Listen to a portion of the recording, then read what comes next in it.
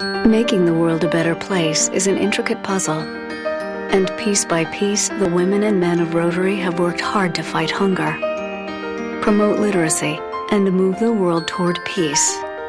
But there is still much to be done, still some missing pieces. And one of those missing pieces is you.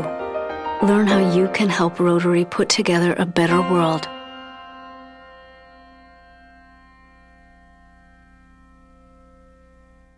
Visit Elmhurst.org to explore the new City of Elmhurst website. Find out the latest Elmhurst news, pay utility bills and parking tickets, report concerns, and much more. Elmhurst.org is an ideal way to discover what Elmhurst offers your business, your family, your life.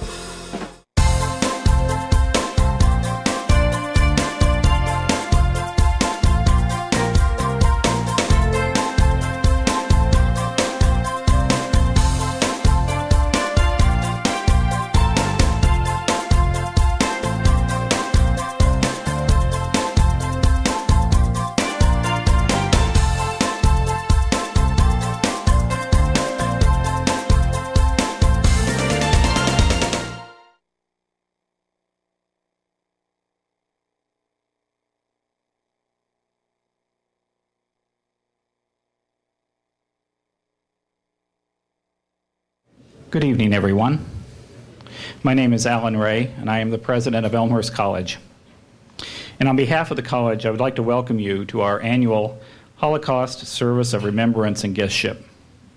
As we gather this evening, would you join me in acknowledging the wonderful music that has graced us by the guitar trio? Thank you all so much.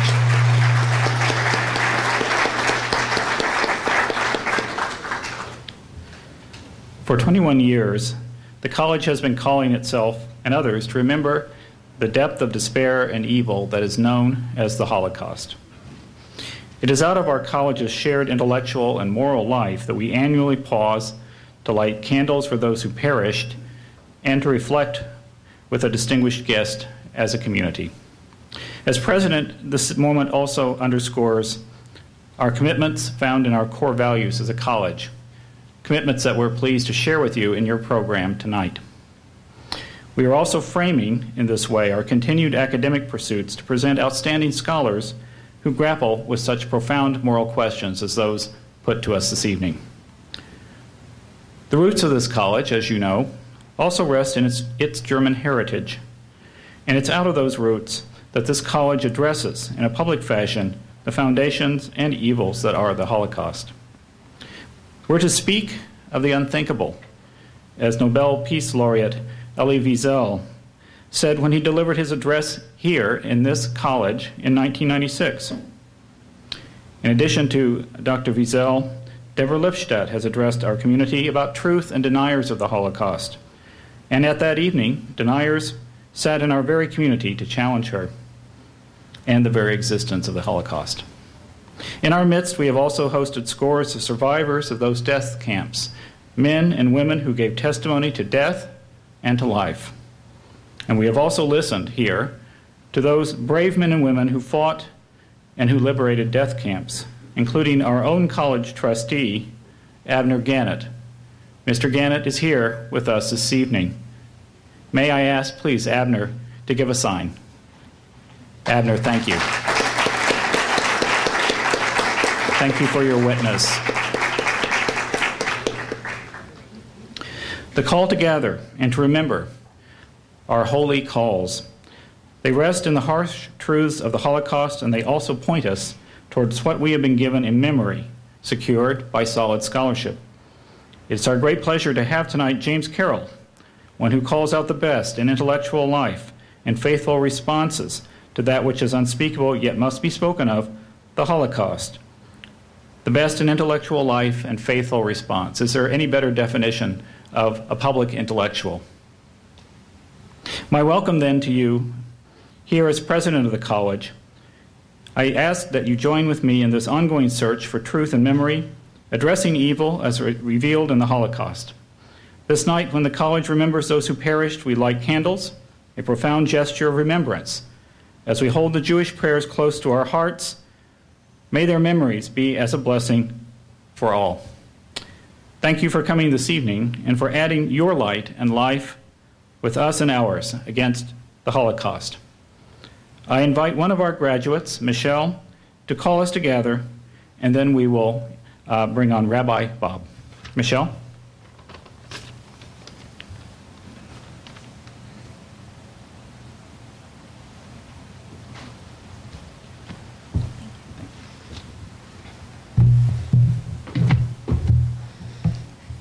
Thank you, President Ray. Good evening. My name is Michelle Sobey, and I am a member of the 2008 graduate class of Elmhurst College, and I'm a member of the Holocaust Education Committee. At the initial stage of my participation in this project, I was one of only 2 volunteer students as members. However, these 6 subsequent years have produced nothing short of a wellspring of student participation in Holocaust education at this college. In addition to the college's January trip term to Germany and Poland to visit various well-known camps, museums, and monuments, annual tours at the Illinois Holocaust Museum Education Center in Skokie, Illinois, and the United States Holocaust Memorial Museum in Washington, D.C., are open for all interested students, with spaces always filling up fast. Students who participate in any of these 3 excursions return to an open forum where they may share their experiences and what they have taken away with them, as they have now borne witness to the remnants of atrocities and to the stories of those who have experienced the unimaginable.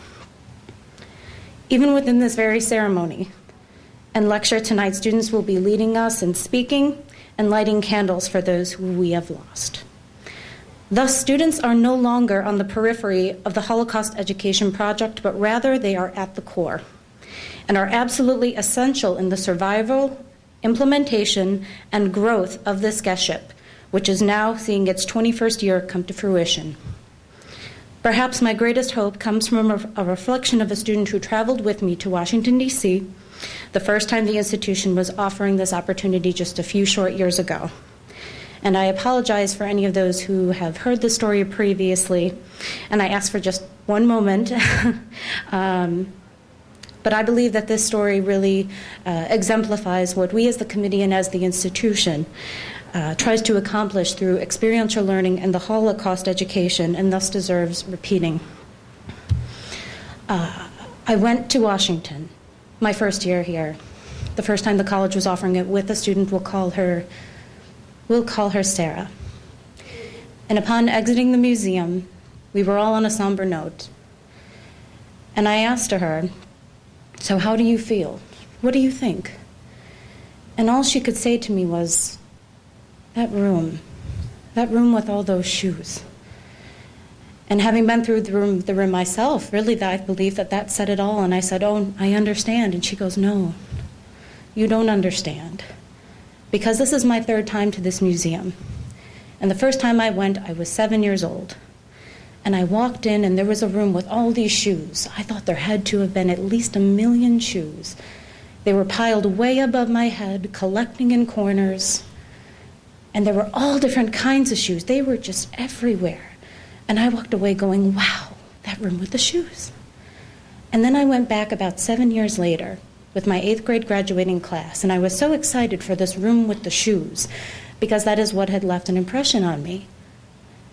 And Sarah walked into that room the 2nd time, and she thought, well, there are still a lot of shoes here, but not as many as I remember. They're definitely not piling over my head anymore, and I don't think there are 1 million shoes in here, but there's definitely a lot of shoes. And so she walked away again, and now she's back with me for her first year at Elmhurst College, coming back to the museum.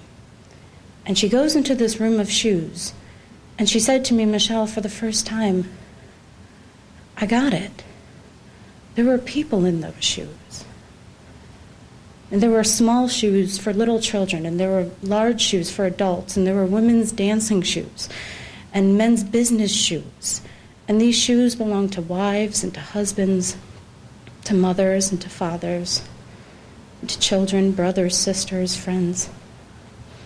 There were definitely people in these shoes." So, ladies and gentlemen, in this call together, tonight we all become students of history, of ethics, of religious conflict and contention, and above all, the consequences and legacies of each. And tonight, we accept and we carry the responsibility of stewardship of both collective and individual memory, as well as the recognition of power in both collective and individual choice. Thank you.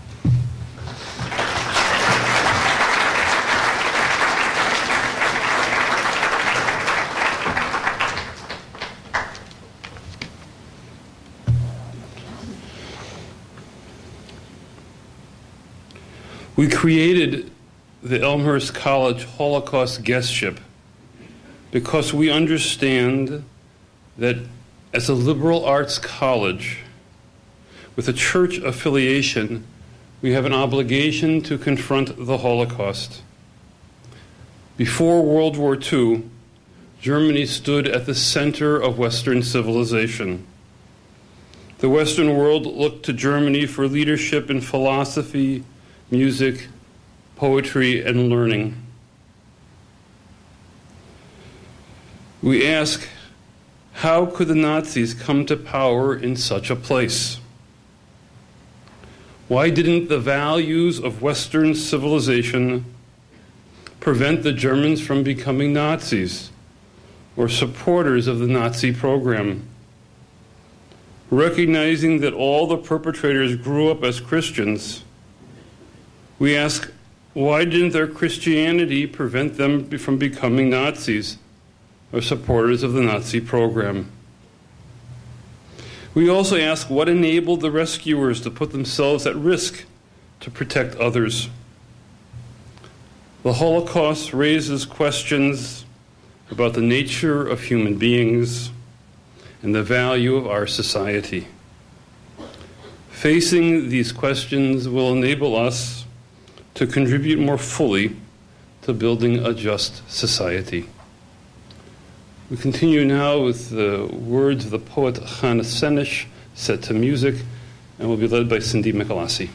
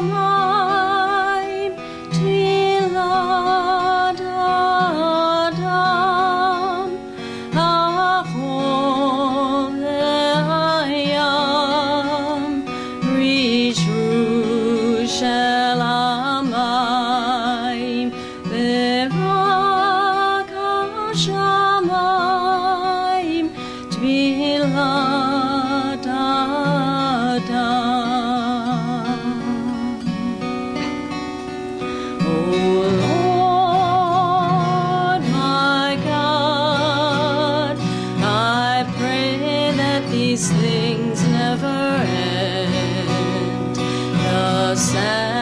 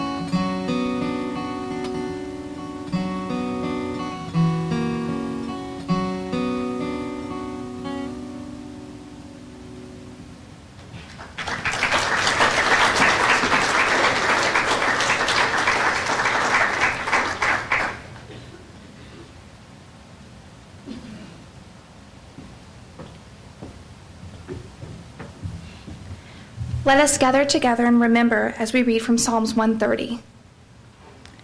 Out of our depths I cry to you, O Lord. Lord, hear my voice. Let your ears be attentive to the voice of my supplication.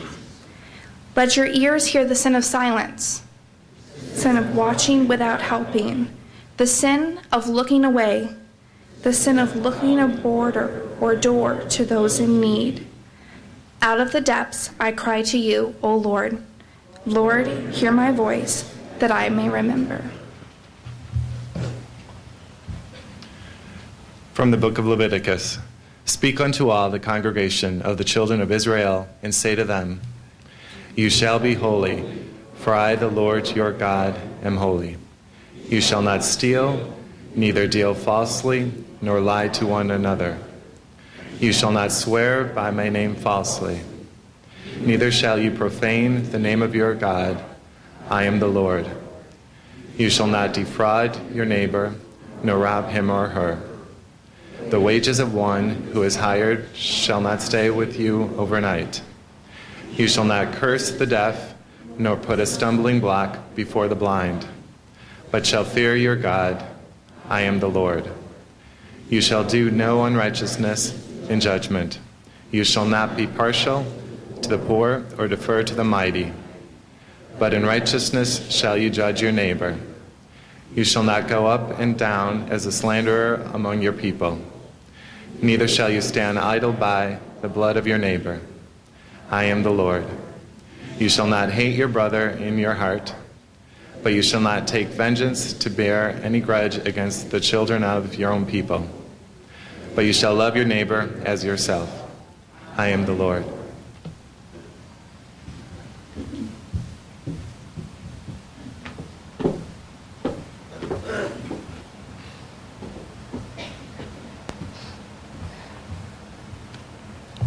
The Kaddish for the Holocaust. Let us now pause to recall the bitter catastrophe which befell our people in Europe, when in the past our brothers and sisters were massacred in ruthless pogroms. The poet Bialik, in his City of Slaughter, cried out against this bloody savagery. Today we mourn not for one city of slaughter, but for many such cities, where 6 million of our people have been brutally destroyed. The cruelties of Pharaoh, Haman, Nebuchadnezzar, and Titus cannot be compared to the diabolical devices fashioned by modern tyrants in their design to exterminate a whole people. No generation has known a catastrophe so vast and tragic. The blood of the innocent who perished in the gas chambers and killing places of Auschwitz, Bergen-Belsen, Buchenwald, Dachau, Majdanek, Treblinka, Sobibor, Belzec, and Theresienstadt cries out to God and to humanity. How can we ever forget the burning of synagogues and houses of study, the destruction of the holy books and scrolls of the Torah, the sadistic torment and murder of our scholars, sages, and teachers? They tortured the flesh of our brothers, but they could not crush their spirit, their love of Torah. The parchment of the Torah was burnt, but the letters were indestructible. In the Warsaw Ghetto, Jews valiantly defied the overwhelming forces of the inhuman tyrant. These martyrs lifted up their voices in a hymn reaffirming their faith in the coming of the Messiah, when justice and peace shall finally be established for all humanity. O Lord, remember your martyred children. Remember all who have given their lives for Kiddush Hashem, the sanctification of your name. Grant their souls the peace reserved for all the righteous who are in your tender keeping. And as we mourn our people's tragic fate, we also recall the compassionate men and women of other faiths and nationalities who, at the peril of their lives, protected and saved thousands of Jews. They are among those whom our rabbis had in mind when they taught, "The righteous of all nations have a share in the world to come." Let us pray and work together for that day when there shall be no more violence or desolation anywhere on this earth, when nation shall not lift up sword against nation, neither shall they learn war any more. Return us, O God, to our task and to our people. Renew our days as of old. Bring back the time of creation. Return us to our neighbors, to those who have suffered with us, to those who still live in darkness, and to those who need our help. Return us and renew us. All of life is return and renewal, is creation after destruction.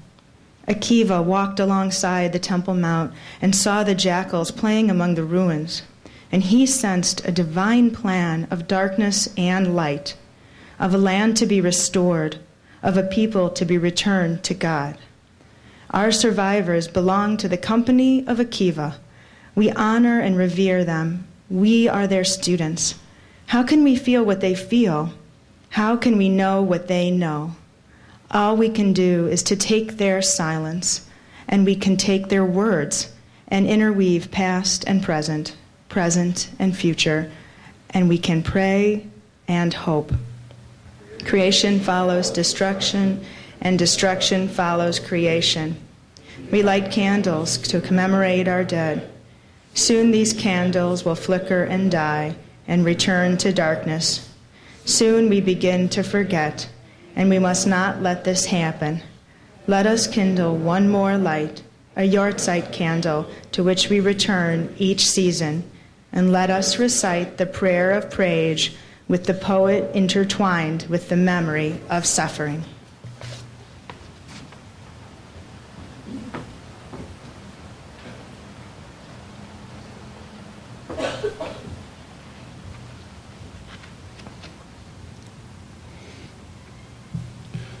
We light 7 candles in memory of the 6 million Jews and 5 million others who were defined out of existence and killed by the Nazis and their collaborators in Europe from 1933 to 1945. In addition to Jews, the victims of the Holocaust included Poles, Roma, Sinti, homosexuals, and physically and mentally disabled people. We light to honor the work of those Jews, Christians, and others who were rescuers, resistors, and liberators. The systematic application of technology to produce assembly line mass death, the involvement of highly educated professionals in the planning and implementation of the killing process, and the complicity in the creation of a humanly disposable society makes the Holocaust a defining era. In its aftermath, the world lost the efficacy of the notion of progress. The vision of education is ultimately transformational, and the trustworthiness of institutional authority, and the capacity of logical reasoning to solve all problems. We light candles to remember, to question, and to look to our common responsibilities for the care of humanity. When I read your name, please come forward and light the candle. Rachel Nelson.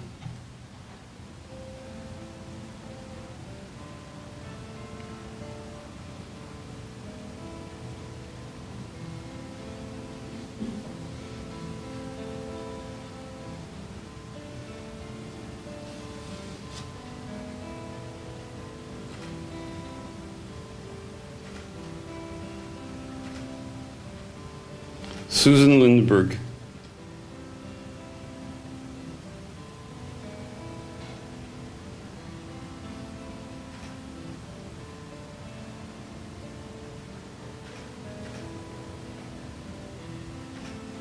Carol Hillman.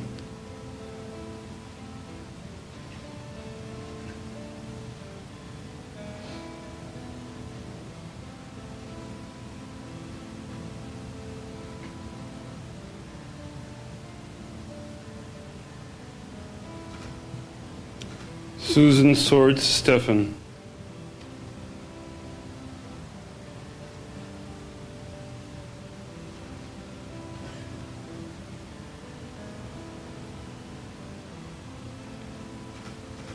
Charles Lunar.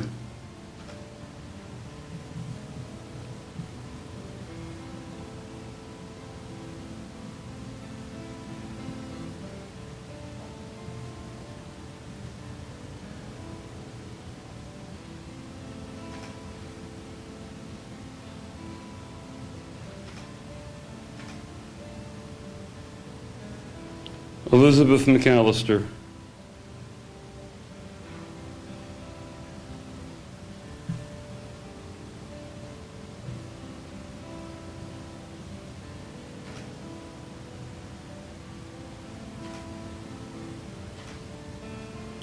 Omari Davis.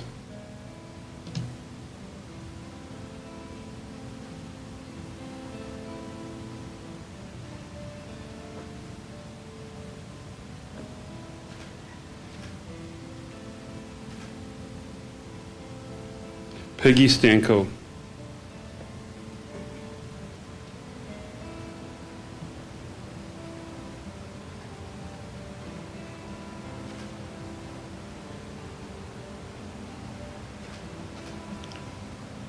Michael Lindberg.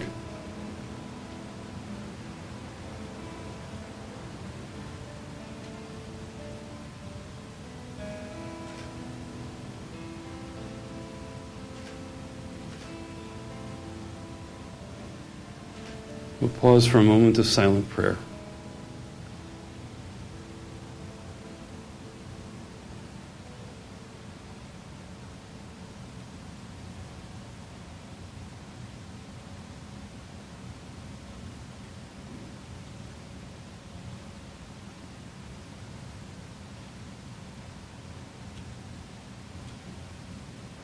Zecher Tzadik Livracha, may their memory be a blessing to all.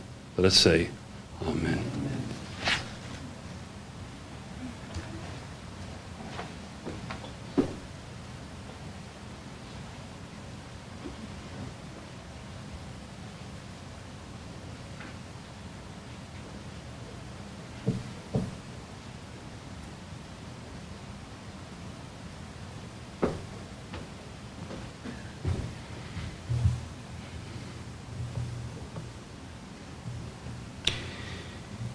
That memory that is a blessing to all and to this college was realized in one of the founding members of this guestship committee, Gerda Luner.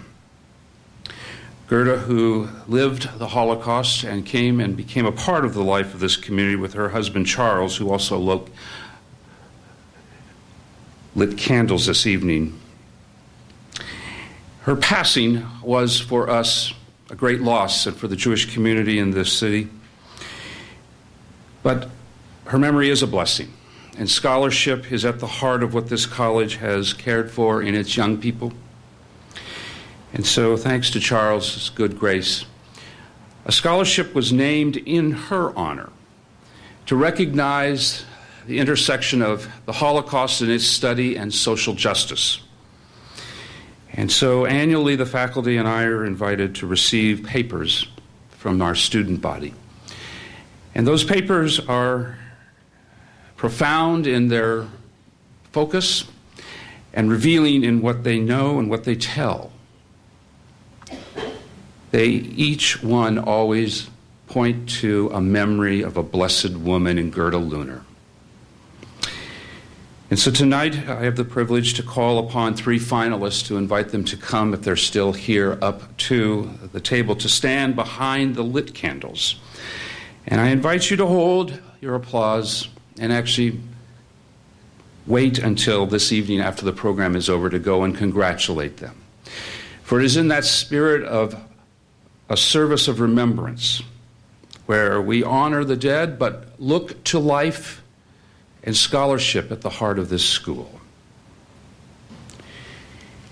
And so for the third prize winner, who wrote a commanding article, Why They Marched, in the relationship of the civil rights movement and in our community here and the Holocaust, I would invite Angela Shizok to please come and stand behind the table if you are here, Angela.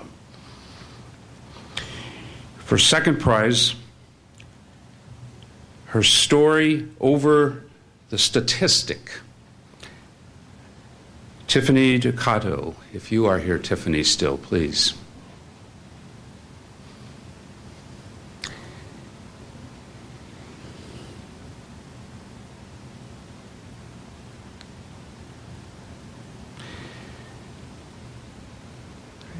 And for first prize, writing Justice tolerance, and peace.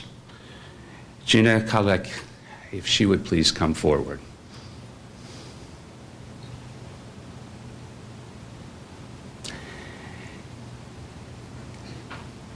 In thankfulness for these three women, two are here, and for Gerda Luner, may her life be a memory and blessing to all, and may your life continue to bless us all. Thank you.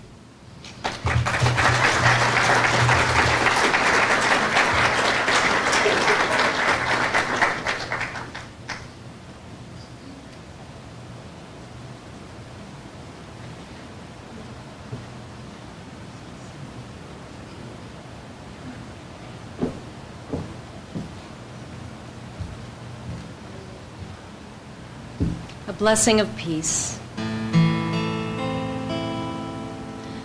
O se shalom bimroma, uya se shalom aleinu, ve'al kol Yisrael, ve'imu amen. Yaseh shalom, yaseh shalom, shalom aleinu ve'al kol Yisrael.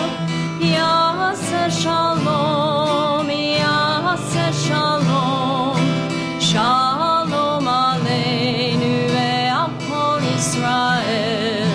Yaseh shalom, yaseh shalom, shalom aleinu ve'al kol Yisrael.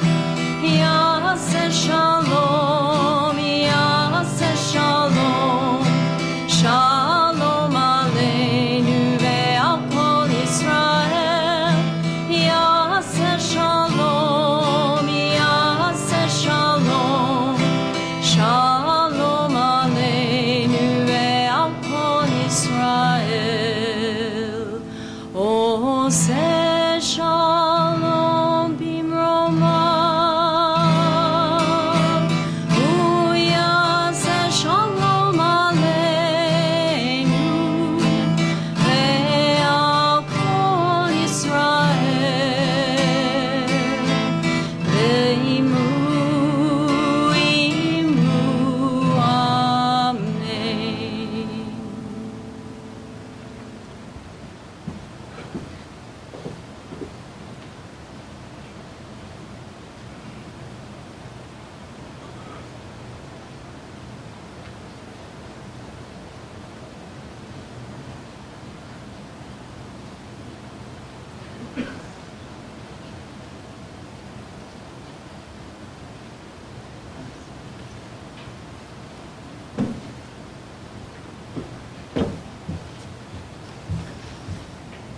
Good evening, and thank you for coming. I'm Judith Crown, Editorial Director for Electronic and Print Media here at the college. At first glance, a former Catholic priest might seem an unlikely candidate to document centuries of anti-Semitism on the part of the Catholic Church. James Carroll, however, came of age in the early 1960s when the Church was forced to reckon with the Holocaust. At the time, the Church was on the spot to explain its silence under the leadership of Pope Pius XII during World War II, as it began to consider reforms under the Second Vatican Council. I was part of a young generation of Catholics required to look directly at the history of the Holocaust, Mr. Carroll says.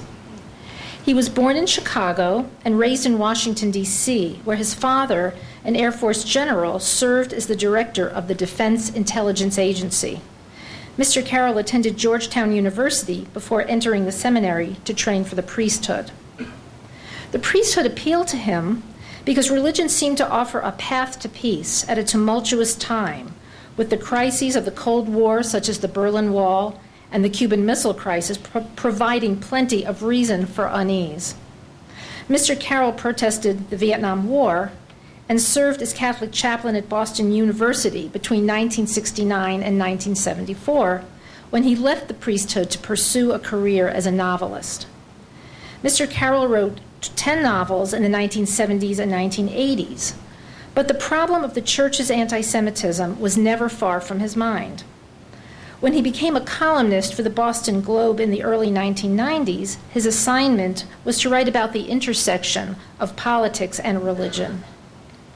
He spent much of the 1990s researching his book, Constantine's Sword, which traces anti-Semitism back to the Emperor Constantine, who shaped the Christian church 300 years after Christ. It was Constantine who unified the Roman Empire as a Christian state and embraced the symbol of the cross as a sword, a symbol of power that would be used to establish dominion over Jews, minorities, and pagan groups. The book examines other church-inspired controversies, including the Crusades, the Inquisition, and ultimately, the church's silence during the Nazi extermination of Jews and other minorities. Constantine's Sword, published in 2001, was a New York Times bestseller. A feature-length documentary film based on the book was named Best Documentary of 2008 by Film Comment. Mr. Carroll has gone on to write a number of nonfiction works dealing with the Catholic Church and U.S. power in the world. His newest work, Jerusalem, Jerusalem, is a history of the ancient city at the center of Judaism, Christianity, and Islam. Ladies and gentlemen, I'd like to welcome James Carroll.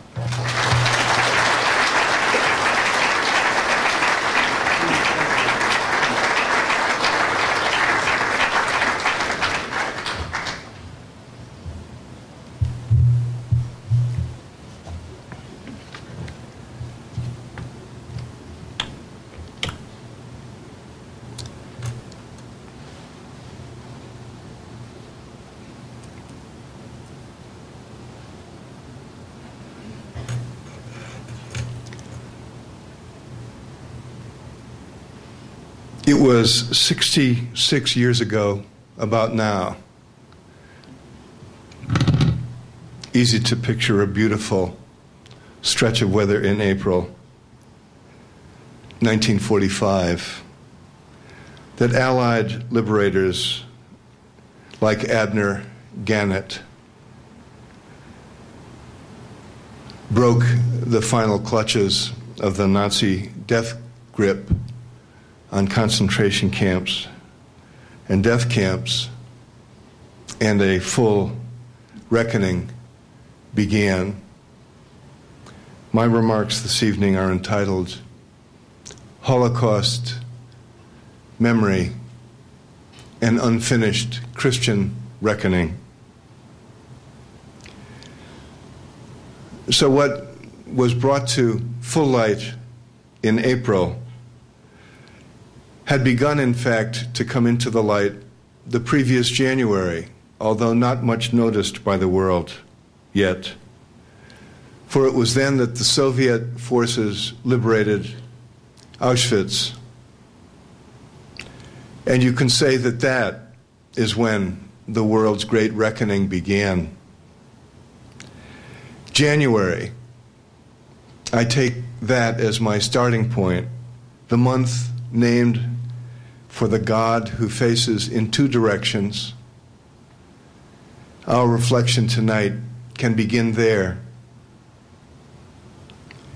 The relationship between Judaism and Christianity, sweeping along a narrative arc that cuts across 2,000 years, involves a dynamic that points in two directions at once, at least as I perceive it from the Christian side.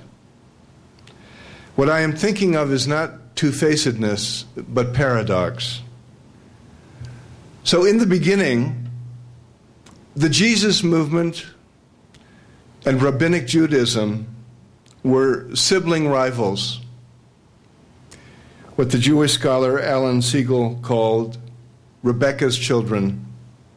They were competing for the legacy of Israel after the destruction of the temple in the year 70. What is it to be the true Israel without the temple? It was the crisis of the Roman war against the Jewish people, which Josephus and other historians suggest may have killed something like 1 million Jews, by far the most savage violence against the Jewish people until the 20th century. It was the crisis of that war that made this question, this conflict between the Jesus people and rabbinic Judaism urgent. As war-making imperial oppressors have a way of doing, Rome's savagery led to divisions among the occupied people, and no more powerfully or poignantly than between those Jews who revered the memory of Jesus and those Jews who did not. What is it to be a Jew without the temple? Why, Jesus is the new temple. Or, the temple is now enshrined in observance of law, Torah, the temple in time, in Abraham Joshua Heschel's phrase for the Sabbath. In memory, peoplehood. And a fierce argument unfolds. We see it reflected, one side of it at least, in the Gospels conflict between the Jews and Jesus. Rabbinic Jews could and did develop their post-temple identity without reference to the Christian movement. But Christians, and here is our fundamental paradox, could do no such thing. Christianity was nothing without reference to Judaism. The so-called New Testament would be empty except in the context of the so-called Old Testament. Christian claims that Jesus fulfilled Jewish expectations meant from the start that this faith was permanently, intimately intertwined with Judaism. And that intimacy, here is the paradox, is the foundational source of conflict between Christians and Jews. Because when Jews deny the claims made for Jesus, claims made on the basis of Jewish expectation, Jewish texts, that denial cuts to the quick of Christian faith. Jewish denial, that is, undercuts Christian assertion, which is based on appeals to Jewish hope. When Jews say no, unlike when pagans say no, or later when Muslims say no, or for that matter when atheists say no, Christians are mortally threatened. When Jews say no, Christians are mortally threatened. Is the impossible thing that we claim to believe true? Do we really believe it? If Jews who know more of this God, whom Jesus calls Father, than anyone, if they deny it, then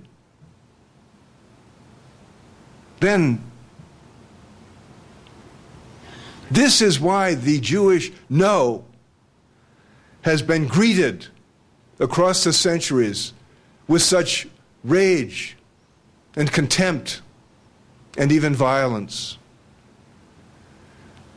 This paradoxical dynamic is enshrined in the Gospels themselves. And this is why in John, the Gospel of John, Jesus is remembered as identifying Jews, the Jews. And remember, when the Gospel is written, that means those Jews who reject Jesus, unlike us Jews who accept him. The Gospel of John, therefore, identifies Jews with Satan. You know how those gospel texts came to be written over most of 100 years.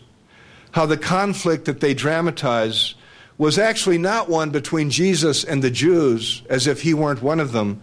It was a conflict between the competing groups of Jews, 1 or 2 generations after Jesus, not between Jesus and the Jews. The point for us here tonight is that this is the beginning of the well-known problem. 2,000 years, first of religious anti-Judaism, morphing eventually into racial anti-Semitism. The movement from, and forgive my Hebrew pronunciation, Ruah, which in Hebrew is the creative breath of God, to its opposite, which is, of course, Shoah. There is the paradox, which is my subject tonight. From Ruah to Shoah, a movement prepared for tragically in the name of Jesus Christ. And with that movement, we Christians have yet to complete our reckoning. That too is my subject. And the related paradox, how the Shoah over the last 66 years has led to recognitions, especially by Christians who have been forced to see of the tragic truth that something in this faith of ours was distorted at the very start. Reckoning with that. Jesus was a Jew to the day he died. Therefore, it makes no sense to tell his story as a story of Jesus against the Jews, as if he were not one of them. The religion of the church, therefore, is Jewish in its origins and in its essence, worshiping nothing but the God of Israel. No Old Testament God replaced by a New Testament God, a different God. No, only the God of Israel. Christians forgot these things, in part because the center of Jewish Christianity, Jerusalem, was demolished by the savage Roman assault in the year 135, when that war was brought to its deadly climax. And in part because of that, the Christian movement from then on became dominated by Gentiles who had no memory of the Jewishness of Jesus, or no memory of how the texts describing that conflict had come to be written. The Gentiles misunderstood the tradition from an early time.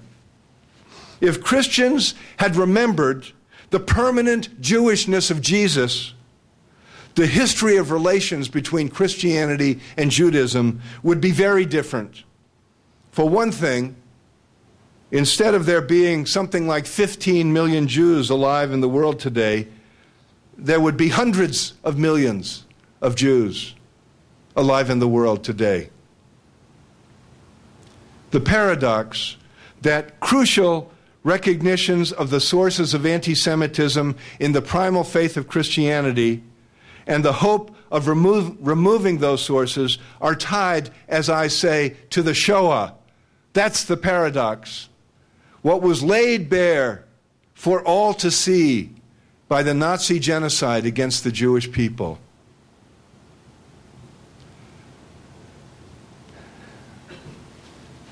I was born here,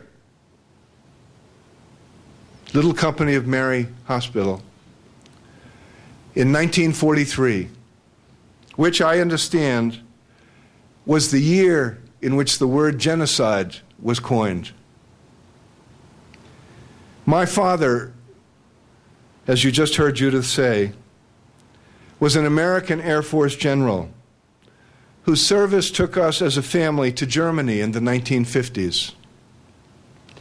In Germany, I remember very well the pride with which we Catholics cloaked ourselves in the story of the Catholic Konrad Adenauer's resistance to Adolf Hitler. Adenauer is not well remembered by now, but he should be. He was the mayor of Cologne when Hitler came to power. And when Hitler visited Cologne in that late winter of 1933, Adenauer refused to fly the swastika. That made him Hitler's enemy. He became an anti-Nazi fugitive, and eventually he was captured and sent to a camp where he spent the rest of the war. After the war, Adenauer led the West German recovery, When my family was in Germany in the mid to late 1950s, Konrad Adenauer, known fondly as the Old Man, was in his prime as Chancellor of the Federal Republic of Germany. And we Catholics loved it. He was living proof of Catholic virtue, proof that we Catholics, including Catholic Germans, had opposed Hitler and the Nazis. In truth, in the 1950s, Adenauer was an American-sponsored block to the larger question, because American power needed to believe in West German virtue as a bulwark against the Soviet Union. There was little interest in looking at the complicated story below the surface. And so with Adenauer, a block to the larger questions, what about the whole German people? What about the Christians? What about the Catholics? What about, for that matter, the leaders of all the free nations of the West? In Adenauer, we Catholics had living proof of Catholic anti-Nazi heroism, our heroism. If The Deputy, the play by the German Protestant playwright Rolf Harkuth, was a scandal to us Catholics in 1964, it was in how it questioned our precious assumption of Catholic innocence in relationship to the Holocaust. It wasn't just Pius XII's behavior that was called into question, the famous silence. It was all of us.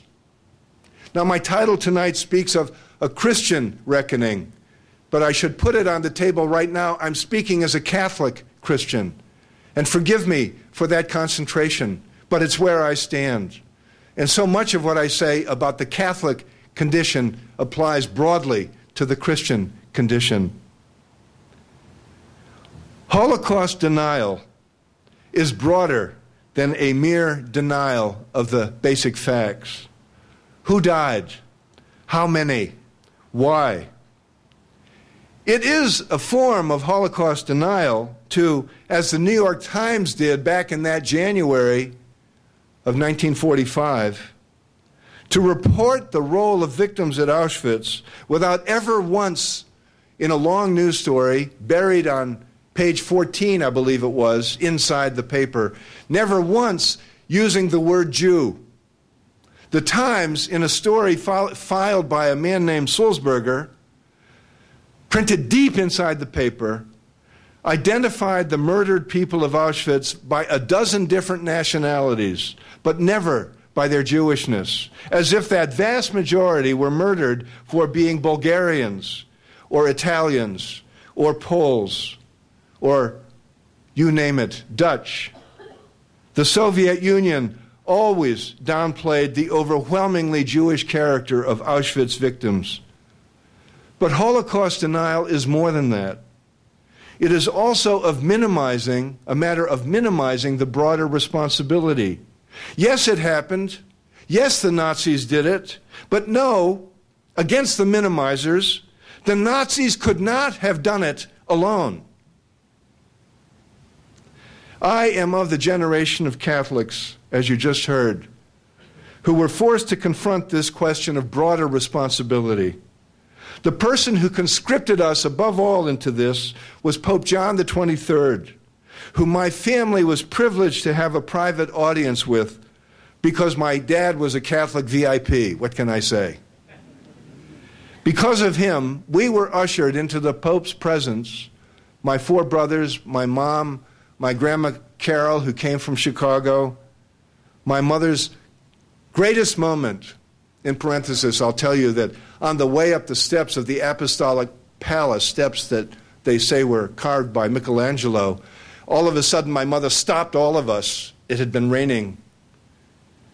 My mother turned to my grandmother, my dad's mother, looked down at her feet and saw that she was wearing those clear plastic see-through booties, those rain booties.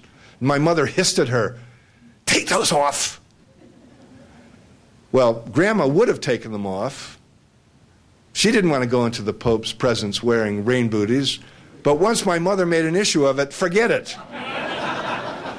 And we have a prized family portrait with Pope John the 23rd, with Grandma Carol standing right next to my dad with a pained look on his face, caught between the two women, and there are her booties. Which is one reason, the only possible reason why my mother never hung that photograph in the living room. Close parenthesis.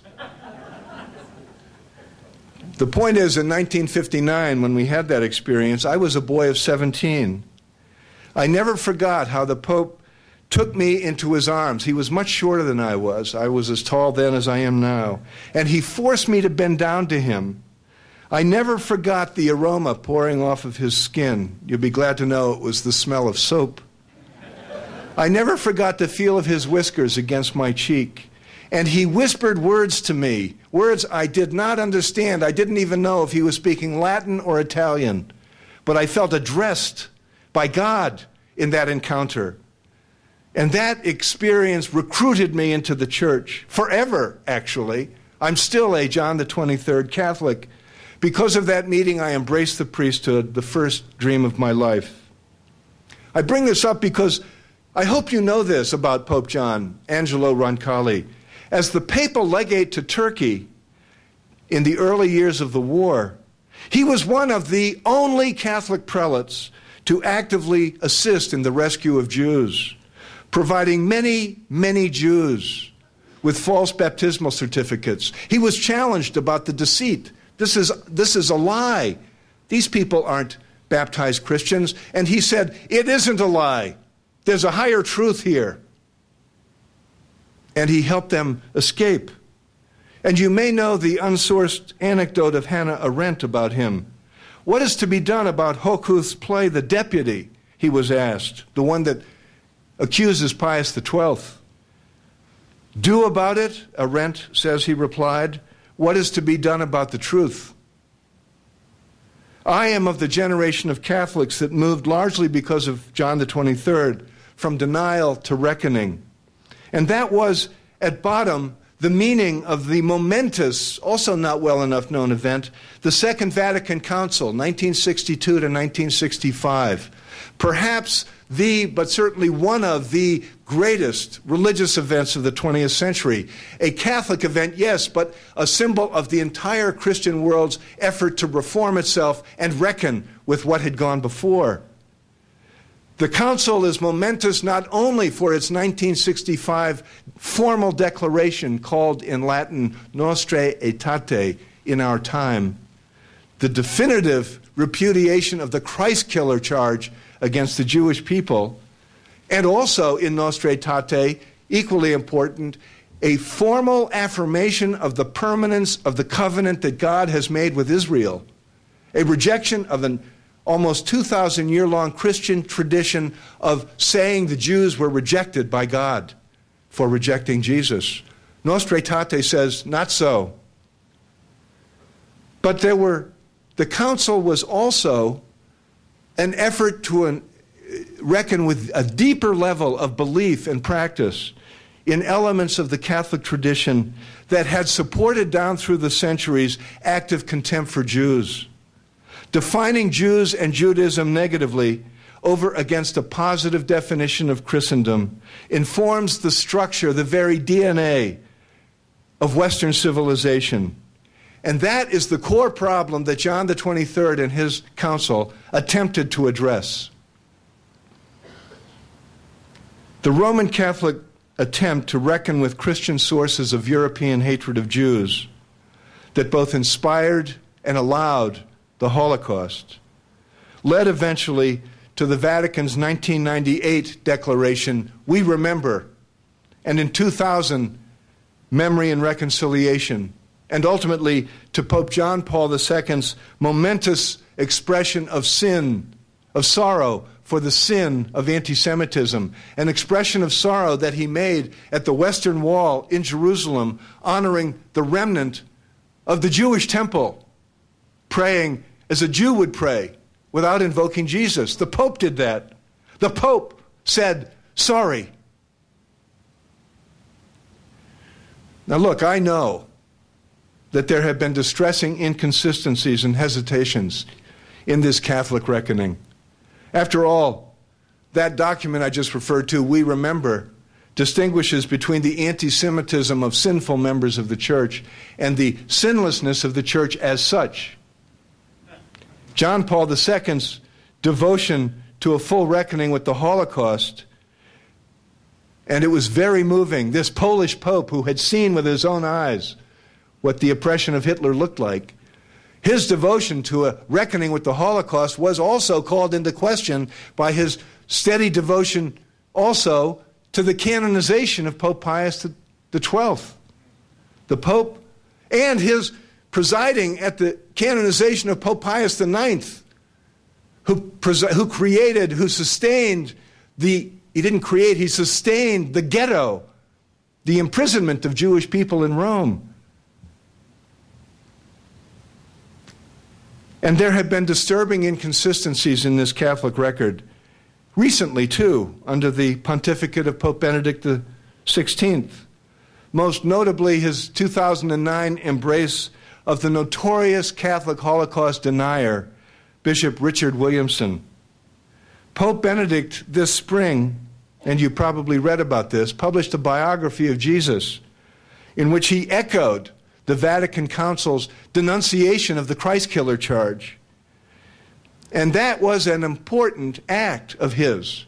But his broader ambivalence about the reforms of the Council, and recall that Bishop Williamson became famous because he hated the Council, suggests the ways in which the Catholic reckoning with this history is incomplete. It was the Holocaust that required the Church to begin its reform. If you reject the reform, you must somehow undercut the power of the memory of the Holocaust. The two go together. And in Benedict's case, it's complicated further. Unlike most Germans of his generation, he emphasizes Nazi culpability over a broader German culpability. And he emphasizes the pagan roots of anti-Semitism. Anti-Semitism, he said, was born of neo-Nazi paganism.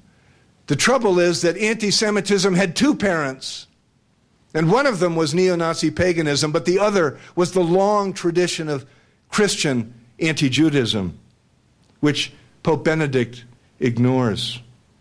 And he too, of course, is expressly devoted to the canonization of Pius XII, which will, if it happens, be denial par excellence. But still, whatever these hesitations, the overwhelmingly clear mandate of history is to require all Christians, as the fathers of the Second Vatican Council themselves did, to put the Holocaust at the center of an expressly Christian examination of conscience. There is the ultimate paradox. The Shoah as an opening to the truth at last. So, what if Jesus were a Jew?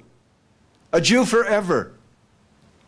If Jesus were at Auschwitz, would it have been as the Redeemer of the world? A Savior? Or would it have been as one more anonymous man with a number on his arm? Jesus, a Jew, period. What then of claims made by the church against his people, claims made in his name? Such deep questions began, and here is my point, with a pope asking, and a council. And this is the meaning of the struggle for reform that has been going on in the Catholic Church and more broadly in Christian religion generally in these decades. And at a far deeper level than mere theology. John the 23rd and John Paul II knew of their own biographies how the church had failed, and they insisted on change. But what if this direct knowledge of the Shoah and its meaning is lost? Lost to Catholicism and lost to Christianity. That's our question. That's the point of an observance like tonight, to insist that it not be lost. The paradox of Jewish-Christian relations, as revealed by this long history, is how every improvement carries the seeds of its own reversal. So progress, like we have seen in this generation, can be undone. That's the point. That's the point of vigilance against denial. And there are many forces seeking to bring about that undoing at work in the broader world tonight. And some of them are tied to religion. And some of them are tied to politics. And some actually, in this country at least, are even tied to the entertainment industry. Outright Holocaust denial may be no longer a respectable possibility for reasonable people, history being what it is. But what about Holocaust minimalization? What if the witness of those popes are regarded in the future Christian world as people who made a little too much of something, made a little too much of the Holocaust? Across the next 2 weeks, in many Christian churches all over the world, the most successful religious education tool ever created, a film, will be shown again as part of observances of Holy Week and Good Friday. I am referring, of course, to Mel Gibson's 2004 film, The Passion of the Christ. I know that the phenomenon of this film, the largest grossing R-rated film in history, has been endlessly considered, and one wishes to get through the year without bringing it up again. But the issues it raises, the place it has in the Christian imagination, and the religious and cultural forces that it lays bare are too grave, and they must be named. Gibson's film, which, by the way, the Vatican praised, and which the Catholic bishops of America, to name only one group, listed as one of the best movies of the year, is a celebration of religiously justified violence, coming just when religiously justified violence threatens the broader world. Gibson's film reinforces an apocalyptic embrace of cosmic suffering as a way to redemption. It dramatizes the us against them spirit of, yes, the war on terror. And it oversimplifies complicated questions of good and evil and puts the traumatic in the center of experience. And it insults the memory of Jesus by turning his passion and death into lurid pornography. But for the purposes of our concern tonight, the thing to emphasize is the difference between Holocaust denial, what, say, Gibson's father was apparently guilty of, and the equally, I would say, equally disturbing phenomenon of Holocaust minimalization.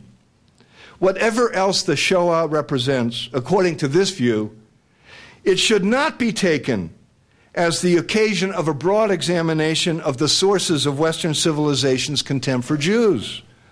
Holocaust minimalization, while not challenging the facts of history, the 6 million, goes directly to what those facts mean.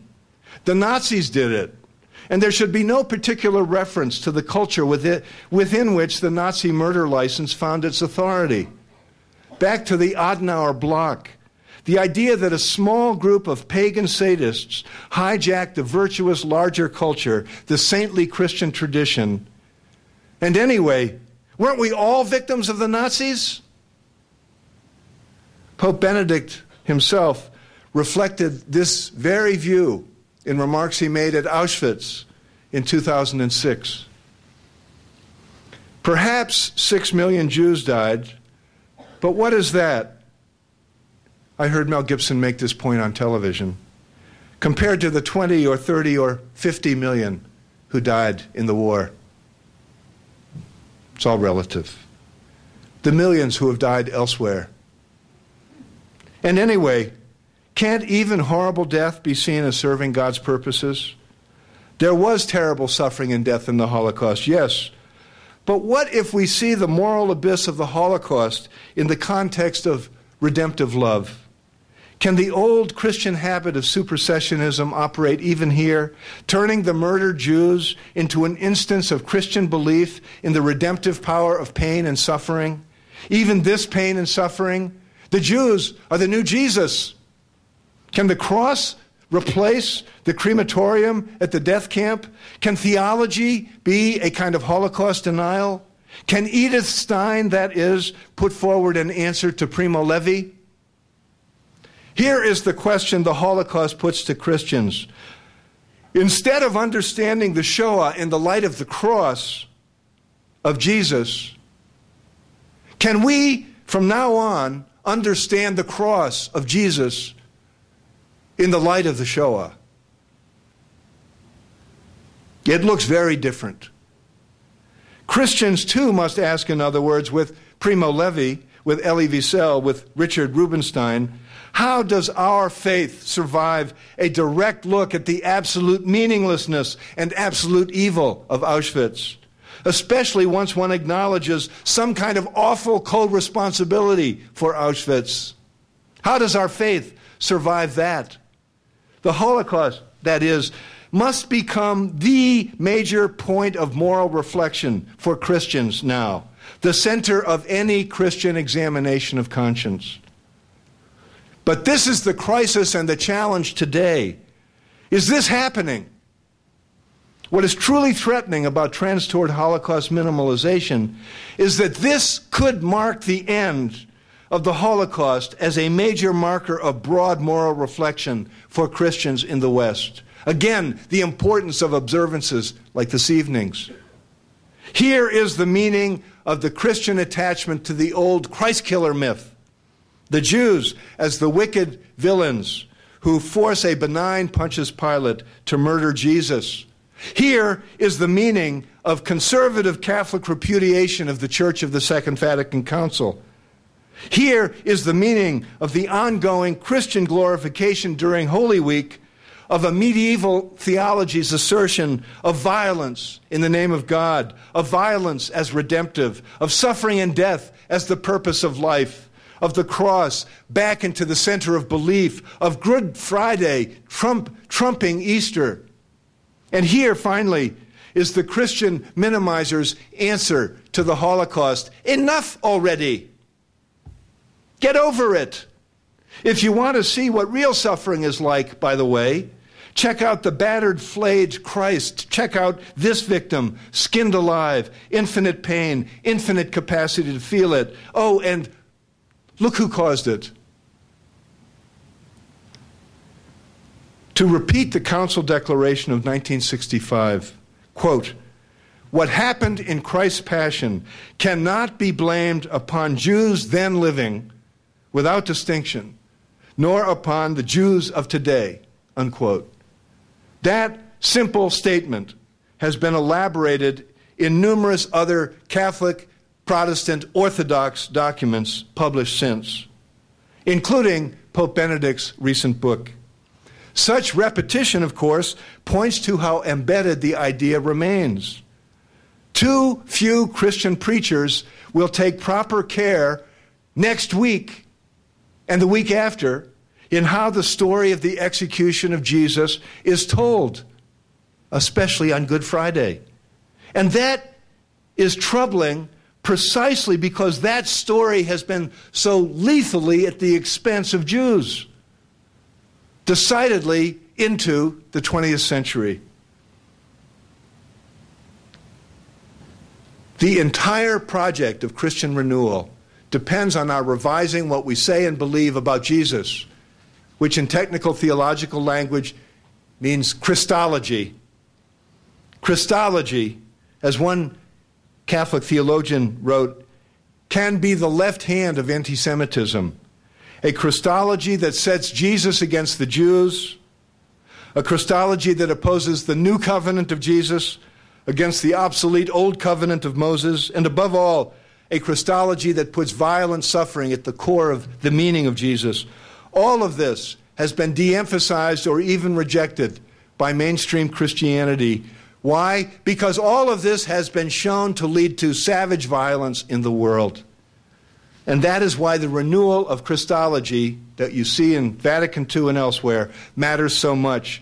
This is not an arcane theological debate. This is not about Catholic liberals against Catholic conservatives. This is about no more understanding Jesus as the enemy of his own people. No more understanding Jesus as a scapegoated victim. His victimhood both willed by God and blamed on the Jews. And no more regarding the ultimate conversion of the Jewish people to Christianity, here is the core principle of so-called Christian Zionism, as a necessary prelude to the return of the Messiah. Right-wing Protestant evangelical Christianity can also drip of Christology that leads to anti-Semitism. The renewed theology of mainstream Christianity, returning to the biblical sources of faith, emphasizes life as the purpose of Jesus' existence, not pain and death. His death was the end of his life, marking him as fully human, but it was not the meaning of his life. And most significantly, the renewed Christology of Vatican II and mainstream Christians generally emphasizes the primal fact of true Christian belief that Jesus was a Jew, observant, we would say orthodox, until the day he died. Indeed, until the day he was raised from the dead, as we believe. Resurrection understood as a sign of Jewish expectation of the return of the Messiah. The God Jesus preached was not a New Testament God of love against an Old Testament God of vengeance, but the God of Israel, pure and simple. We Christians forgot that, and we still often talk God of love, God of law, as if there are two gods, when the whole point of biblical faith is that there is one God. It cannot be said too often. If we had remembered, we Christians, that Jesus was only a Jew, we would never have understood him as opposed to his own people, and our two histories would be very, very different. Will the Roman Catholic Church and other Christian denominations forget what we learned from John the 23rd? What we learned as we began to reckon with the Holocaust? Speaking as a Catholic, I dare not think so. The Catholic Church, all of Christianity, will not be its full self, its true self, unless it maintains as its moral center from now on the Shoah, understanding all that led to it, and protecting all that must lead from it. So yes, the Catholic Church is in an argument with itself over these things. And so is Christianity. You know that. But no, the argument is far from over. The Church of John the 23rd, across denominations, is fully engaged, still. And our answers to the minimizers could not be simpler. In relation to the Holocaust, our answer is, no, we will not get over it. We will continue to work to change what made it possible. We will neither deny the Holocaust nor minimize it. We will not walk away from our tradition's co-responsibility for what caused it, which means that the cross of Jesus Christ, seen now and evermore through the lens of Auschwitz, will never look the same to us again. We will not repudiate Nostra Aetate, neither its rejection of the Christ killer slander, nor its affirmation of the permanence of the covenant God makes with Israel. And we will not stop in our efforts to renew the Christian church. We will not abandon our efforts to uproot the sources of contempt for Jews, however deep they go into theology, tradition, and practice, for the obvious reason that such contempt is wrong and dangerous, and for the added reason that any form of contempt for Jews is by definition contempt for our beloved Lord, Jesus of Nazareth. We Christians cannot be Christians anymore without replacing contempt for Jews with respect. Respect for Jewish difference. And with, yes, love. Siblings, perhaps, but not rivals for God's blessing, much less enemies in the name of God. God, like you and me, can love infinitely more than one child. Therefore, Jews and Christians, rivals for God's blessing, enemies in God, never again.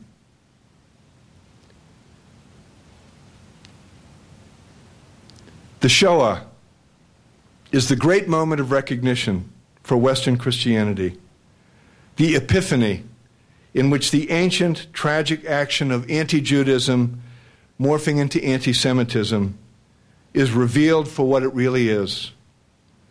Will the moment of recognition also be the turning point, the reversal, the moment of change when this wicked Christian habit of mind is finally left behind? Only if the deniers and the minimizers do not get their way. Only if the broader culture is able to continue what has begun in this great moral reckoning with the Holocaust, to finish that reckoning, which is, again, the urgent importance of what we do here this evening. Your readiness to engage this question still by this holy observance. The opposite of Shoah, we said, is Ruah. Ruah, the very breath of God invoked in Genesis, breathing life out of chaos, beauty out of the abyss. The breath of God breathes in us, quickening our hope, enabling us to believe, even after facing the darkest truths of our own history, that we can yet be instruments of justice, co-creators of the earth, Christians and Jews paradoxically separate, but united in the love of the, yes, one God, to whom we say what people like us have always said on nights like this, which is, blessed are you, Lord God.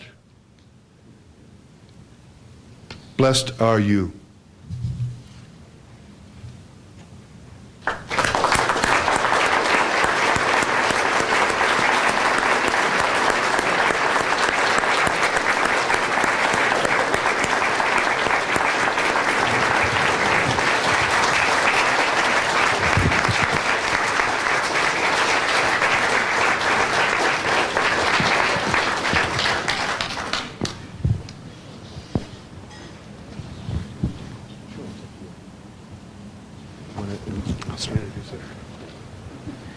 Dr. Carroll has agreed to start questions and answers for this time, and so as I come back here, and he goes to the podium, sir, there's water, why don't we let him? Will you join me also in one more time thanking Dr. Carroll for a commanding and impressive and important lecture, one that stands within the tradition of this college and is extremely important on the 21st year of this time. As I come to you, sir, would you please introduce yourself, and if you could frame your comment in a form of a question, please. Well, actually, my comment is more of a comment than a question, so I don't know how I can disguise it. I'm not very good at that. That's okay. I'll supply a question mark for you at the end of your remark. Okay, thank you. I appreciate that. My name is Harv Merowitz, and I read your book twice about 10 years ago when it came out. And I remember being so moved by the first 10 pages. And but those other 700 really got to you, right? Those other 700 I knew. Ah, good, okay. The first 10 pages actually the first about 7 pages, Yeah. almost every sentence, if not every paragraph, made me stop and think. And it took me about 2 or 3 hours to read those first or 7, 10 pages. So first of all, reading the acknowledgments in your book yesterday, I first have to tell you that I think you have what in Yiddish we would call a Yiddish neshama, a Jewish soul. And from where I come, that's quite a compliment. I accept the compliment. Thank you very much. Okay. And but the comment or the question, I'll make kind of a question. I'll try. Is you were talking about seeing, what led you on your path to being a priest, and seeing,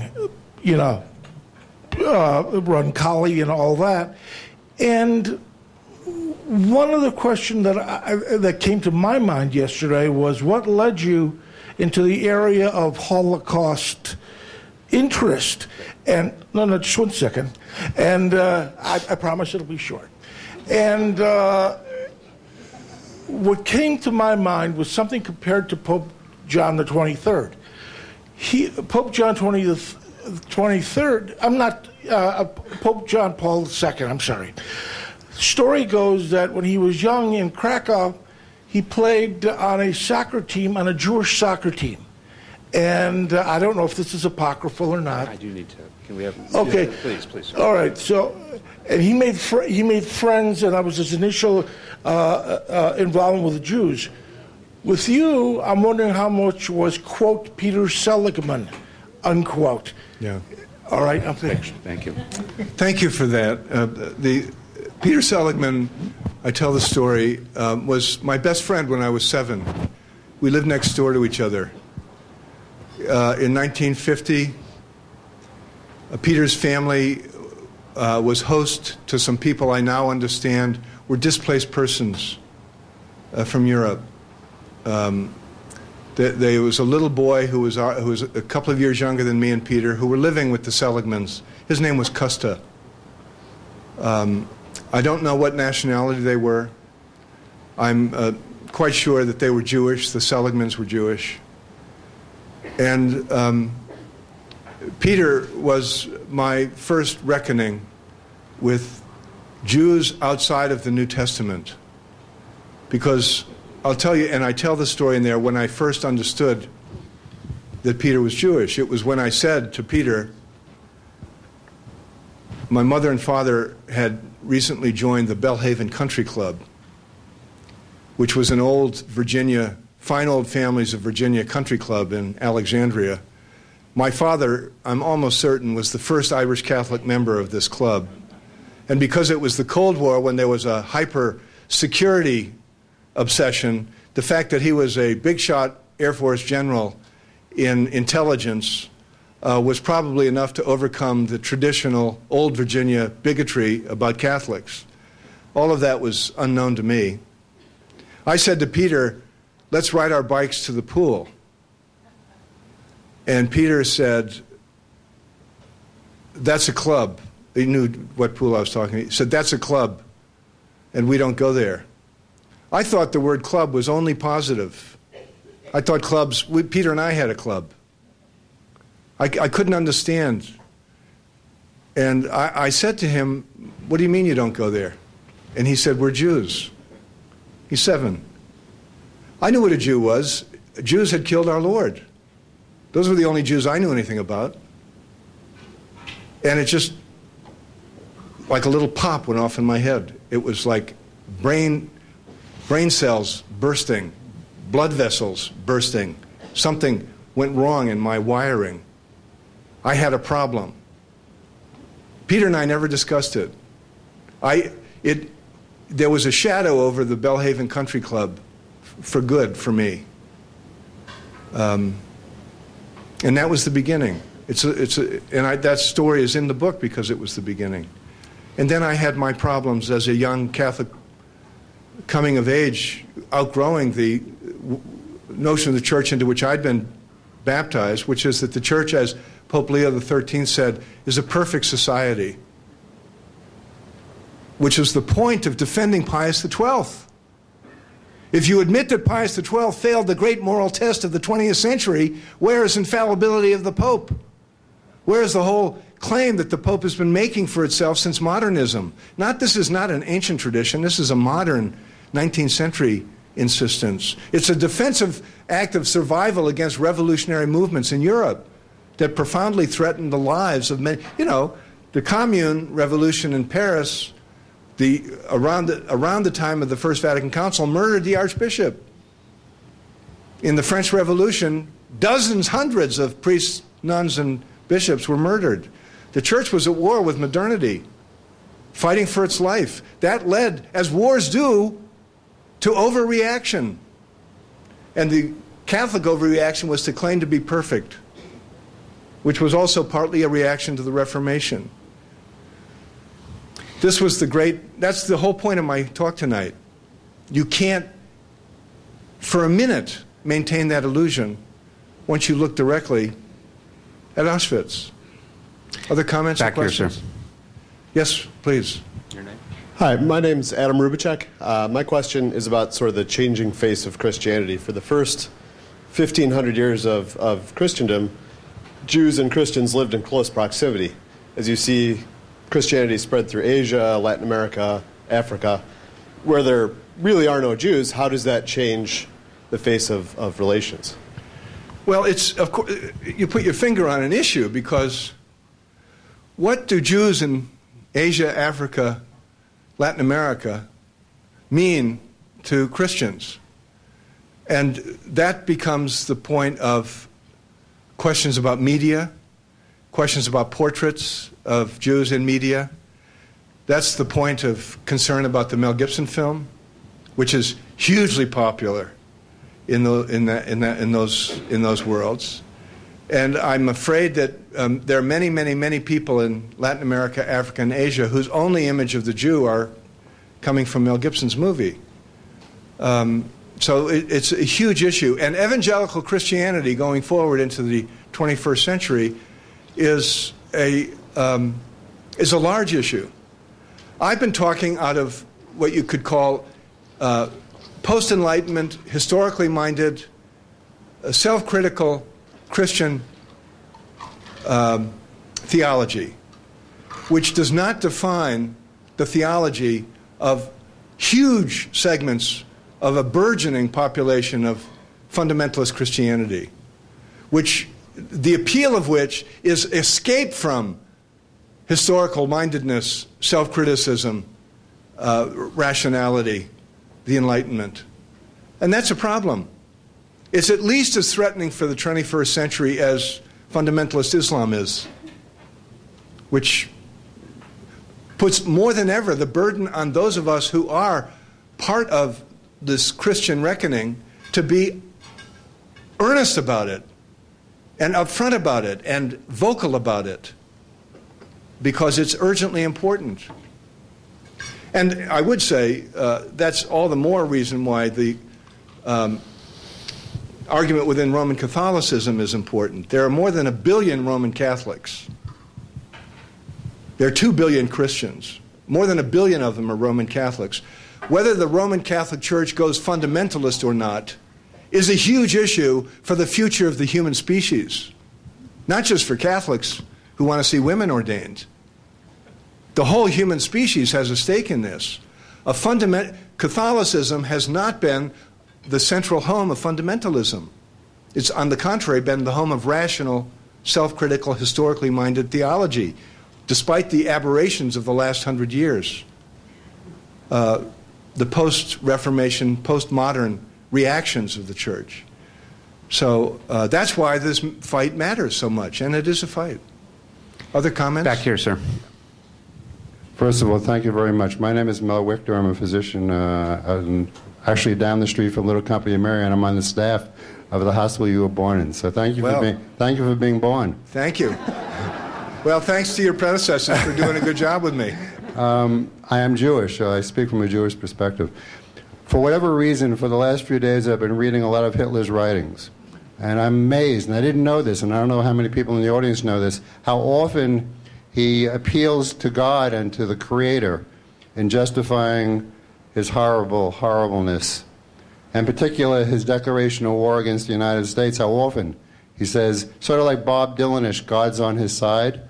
What role, in your view, does a German Christian, not so much the theocracy, the bureaucracy of the religion, but the good German Christian, who actually were his henchmen in a lot of ways, and they watched what was happening. It was in their backyards. What role do they play in this, given the fact that their Führer was appealing to the God that they understood? Well, as I understand the history, it would be an oversimplification, an unfair one, to understand anything of of Hitler's ideology as Christian. He was profoundly anti-Christian. His agenda was to control and manipulate the Christian churches, and twist them to reflect the primal commitment he had, which was to Nazi ideology, which, as Pope Benedict indicated, was profoundly neo-pagan. This whole business of the Aryan myth and the return to the pure Teutonic race was a profoundly pagan celebration of ancient pre-Christian impulses buried in the subconscious of the Northern Europeans. And Hitler touched that. And he was quite earnest about bringing Christianity into that ideology, that profoundly un-Christian ideology. And there were Christians who cooperated with him in that. And he was fine with them. The Reich's theology was the Catholic name for it. I've forgotten now how the Protestant tradition defined its alliance with Hitler, but there was a Protestant alliance with Hitler too. And of course, so much of the German problem with Jews came right out of the Lutheran emphasis on Jews as the negative other of the German folk. So it's very clear also that if Hitler had succeeded in eliminating the Jews, he was dead set on eliminating anybody who defined Christianity in such a way as to put allegiance to Christian doctrine or to God over allegiance to the Third Reich. So he would have certainly conducted his own version of a solution to Christians who resisted him. He did that actually quite a lot as it was. Hitler was not, it's a bum rap to lay Hitler at the feet of Christianity, but it's also true that Hitler could not have been Hitler and his ideology could not have had the heft it had if it wasn't coming from what preceded it in Christianity. Do you see what I'm saying? So in philosophical terms, Christianity was a necessary but insufficient precondition of Hitler's anti-Semitism. Well, I don't know the text you're referring to, but he was a wily character and was perfectly capable of using the language of the mainstream. But and Hitler, let's face it, I mean, one of the scandals of the Roman Catholic place in this story is that Hitler died on the rolls of the Roman Catholic Church. Having been baptized as a Catholic, he was never excommunicated. Hello?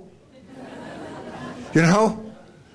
Hello? I mean, do you know what people get excommunicated for? You know? If you're a Catholic priest advocating the ordination of women, you can get excommunicated. Hitler was not excommunicated. So I'm not trying to downplay the co-responsibility of Christianity, but I don't see Hitler himself as drawing any meaning from the Christian tradition. He was a perversion of it. And any appeal he had to it, he appealed to Luther very powerfully. He appealed to Luther's writings to justify his anti-Semitism. That doesn't mean he had any respect for what Luther was about. Other comments or questions? I think we should let us all give thanks and also sign books as our guest would be willing. And please join me in thanking him, please. One more time. Let me just tell you that the reason there was no tornado tonight is that without your noticing it, I clicked my heels before I began my speech. And I want to let my last word be, again, a profound word of gratitude to you, to the 21 years of this tradition, to all of you who make it happen, and the honor you've done me by letting me be a part of it. Thank you so much.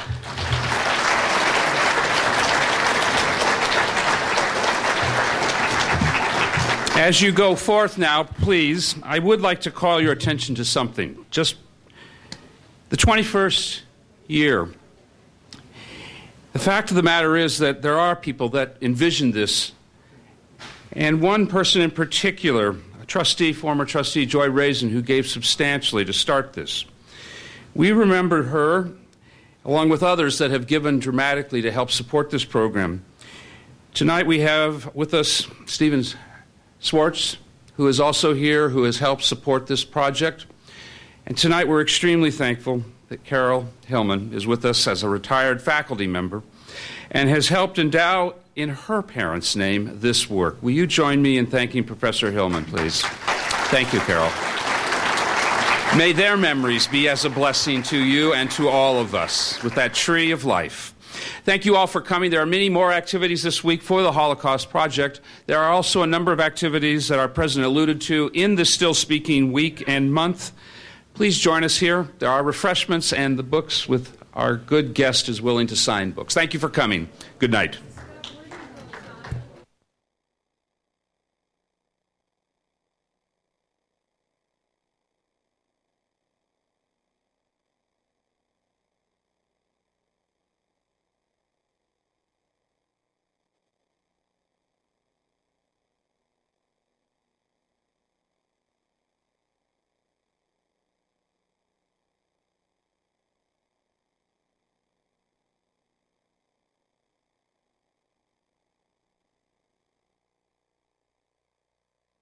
There are several thousand collisions involving trains each year, which result in over 1,000 injuries and several hundred deaths. A majority of these deaths occur when someone is struck by a train while trespassing on railroad property. Remember, railroad property is private property. Trespassing along railroad property is not only against the law, it's very dangerous. Avoid taking shortcuts. The only safe place to cross railroad tracks is at a designated crossing. Don't get caught dead on the tracks. Stay off, stay away, stay alive. Hi, I'm Elmhurst Police Chief Steve Neubauer. Elmhurst is a great place to live and work. However, we are not crime-free. Many people in our community become victims of crime simply because they did not lock their belongings. I would ask you to do two things. First, lock your car, house, and bike. Secondly, call 911 to report suspicious activity to the Elmhurst Police Department. The Elmhurst Police Department reminds you to lock it or lose it.